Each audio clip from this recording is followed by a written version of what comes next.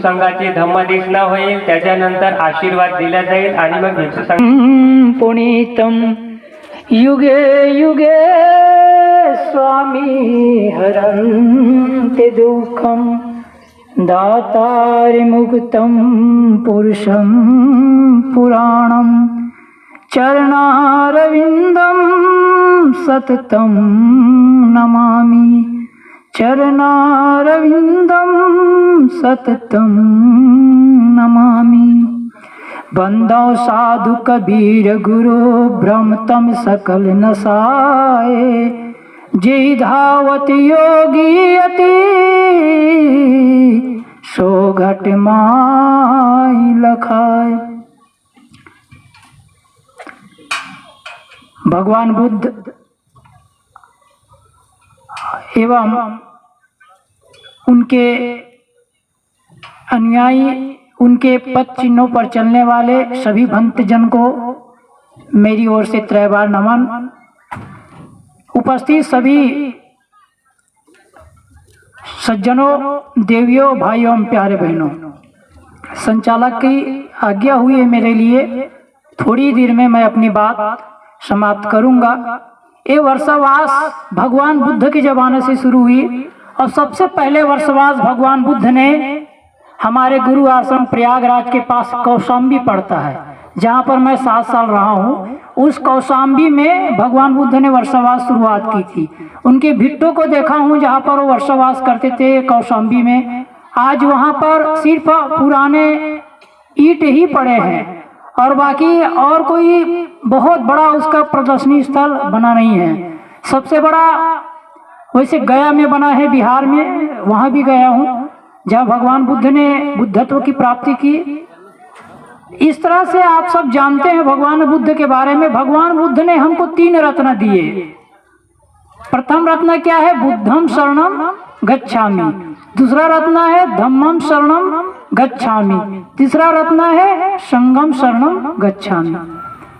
ये 3 रत्न हम सब के अंदर विराजमान है। भगवान बुद्ध तो थे, अब है नहीं, थे अब है नहीं, है लेकिन कहाँ है? वो हृदय में है। अलग से उसको खोजे या उसकी मूर्ति बना करके कहे कि वो मिले, हमें अपने धाम ले जाए, तो ये असंभव है। खास बात बुद्ध भगवान ने कहा है कि बुद्ध मतलब खुद जागृत हो जाओ, बुद्ध हो जाओ। दूसरी बात, जब बुद्ध की तरफ बढ़ोगे, बुद्धत्व की तरफ बढ़ोगे तो धर्म तुम्हारे साथ चलेगा, और धर्म जब तुम्हारे साथी हो जाएगा तो तीसरा तुम्हारा जो है, तुम्हारे पूरे मन को जब एकत्र कर लोगे तो वो संग हो जाएगा। और देखते हैं हम सब लोग, कबीर साहब ने जो कहा है बिल्कुल सटीक कहा है, आए हैं सो जाएंगे राजा रंग फकीर, एक सिंहासन चढ़ी चले एक बंधे जात जंजीर। जो भी आता है इस संसार में सब जाने के लिए ही आते हैं। वर्षावास होता है जाने के लिए ही आता है, वो रहने के लिए नहीं आता है। ये तो भगवान बुद्ध की असीम कृपा है। और वैसे बाबा साहब अम्बेडकर की असीम कृपा है। बाबा साहब अम्बेडकर के पहले गुरु थे भगवान बुद्ध, दूसरे गुरु थे कबीर साहब, और तीसरे गुरु थे ज्योतिराव फूले। यदि कबीर साहब का ज्ञान भगवान ये बाबा साहब अम्बेडकर नहीं लिए होते तो मैं समझता हूँ शायद इस देश को आजाद कराने की जो मुख्य भूमिका उसने निभाई है ये नहीं निभा पाते। इसलिए कबीर साहब के जो ज्ञान को लिया उसने, और उसने कहा एक त्वचा हाड़ मलमूत्र, एक रुधिर एक गुदा, एक बूंद से सृष्टि रची है को ब्राह्मण को शूद्र। कबीर साहब एक ज्वलंत उदाहरण थे इस संसार में। वे कहते थे एक त्वचा है, एक हाड़ मलमूत्र है, कौन ब्राह्मण कौन शूद्र है।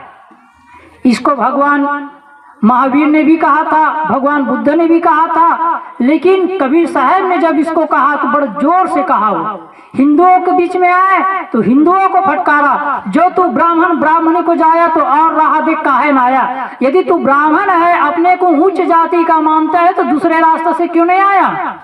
वही टट्टी पेशाब गंदगी के रास्ते से क्यों आया? दूसरी बात उसने ये भी कहा, यदि जो तू तुर्कनी को जाया तो पेटी कहन सुन्नती कराया।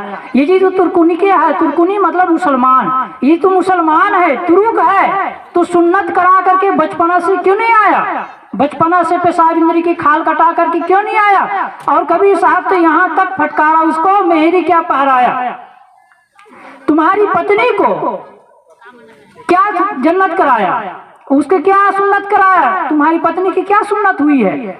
इस तरह से फटकारने वाले कबीर साहब की वाणी को लेकर के बाबा साहब अम्बेडकर ने संविधान लागू किया और आज हमारे देश में ये चल रहा है। मैं चाहता हूँ एक बार आप लोग जयकारा लगाएं, क्योंकि समय कर रहा है इनकार, इसलिए आप सबको करूंगा नमस्कार। अब इन्हीं वचनों के साथ अपनी वाणी को दूंगा विराम। आप सबके अंदर बैठे सदगुरु को, भगवान बुद्ध को, भगवान महावीर को, कबीर साहब को, बाबा साहब को मेरा प्रणाम, मेरा प्रणाम। एक बार आप लोग मेरे साथ जयकारा लगाए, बोलिए भगवान बुद्ध की जय, भगवान बुद्ध की, भगवान बुद्ध की, बाबा साहब अम्बेडकर की जय, बाबा साहब अम्बेडकर की जय, सदगुरु कबीर साहेब की जय, सदगुरु कबीर साहेब की, सदगुरु कबीर साहेब की जय। ये हमारा सौभाग्य है कि उन लोगों की छत्र छाया में रहकर हम लोगों को पढ़ने को, सुनने को मिल रहा है। नहीं तो हमें न पढ़ने का अधिकार होता, न सुनने का अधिकार होता।